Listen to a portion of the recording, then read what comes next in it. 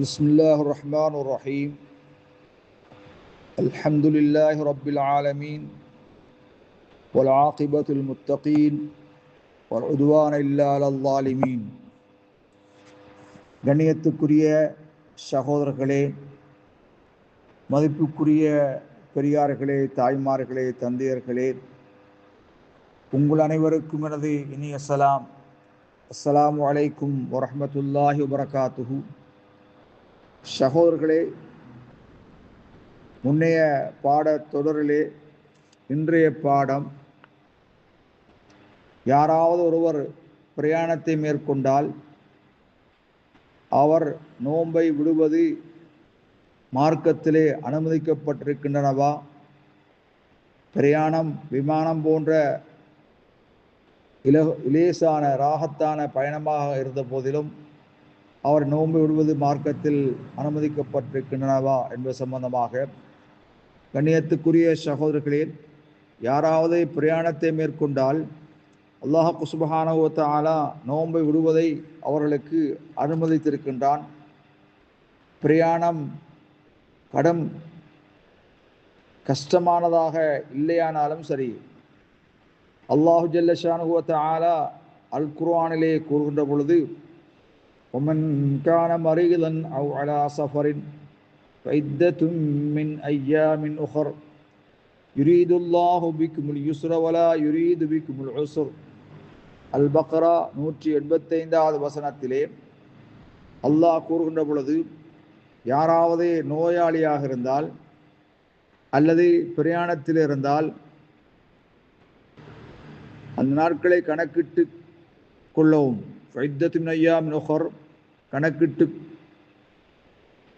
கொள்ளவும் என்று அல்லாஹ் கூறுகின்றான்.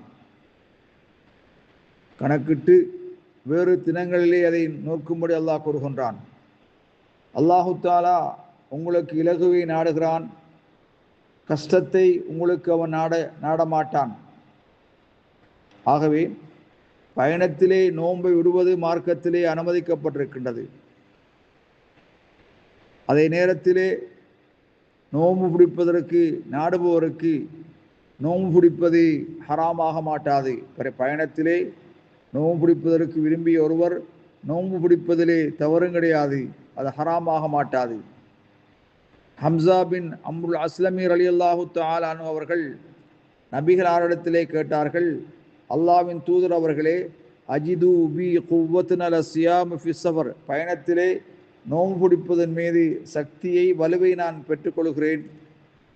ஃபஹல் அலைய ஜுனாஹுன், நான் நோன்பு நோற்பது குற்றமா என்று கேட்டார்கள். ஸல்லல்லாஹு அலைஹி வஸல்லம் சொன்னார்கள், ஹிய ருஹ்ஸத்தும் மினல்லாஹ், அது அல்லாஹ்வுடைய சலுகை, அல்லாஹ்வுடைய சலுகை. ஃபமன் அஹதஹா பிஹா, அல்லாஹ் வழங்கிய சலுகை எடுத்துக்கொள்வது ஃபஹஸனுன், அது மிக நல்லது.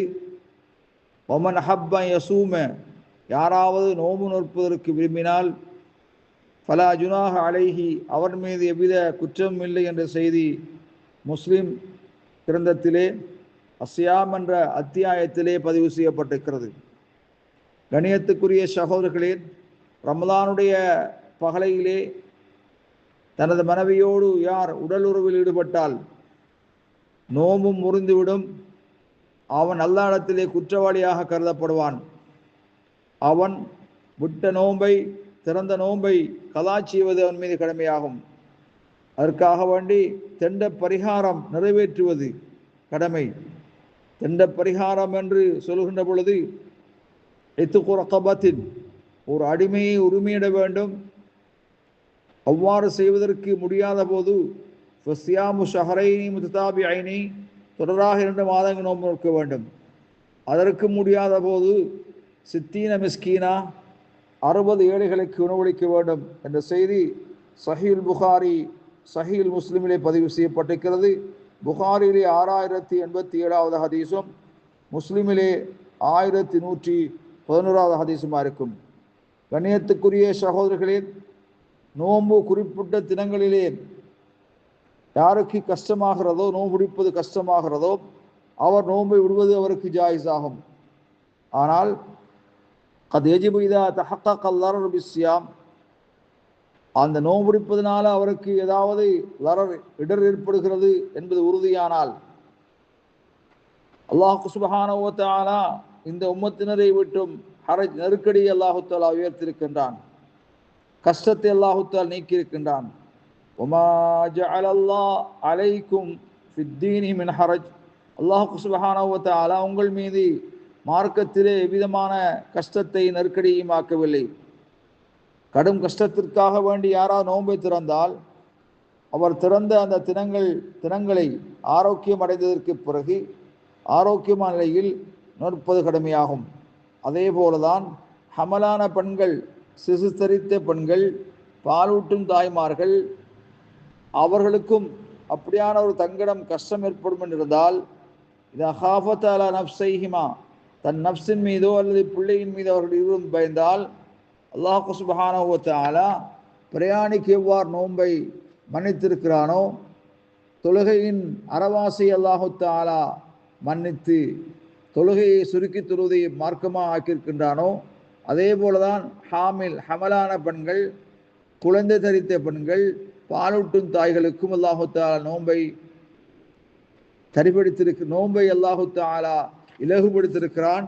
அவர்கள் நோன்பை விடுவது ஜாயிஸாகும் என்ற செய்தியோடு, கணியத்துக்குரிய சகோதரர்களே, வயோதிபர்கள், முதிய தள்ளாடும் வயதை அடைந்த வயோதிபர்கள், அதே போல பெண்கள், நோயாளிகள், நீங்க முடியாத நோயாளிகள், அவர்கள் நோன்பு விடுப்பது கடமையாகாது.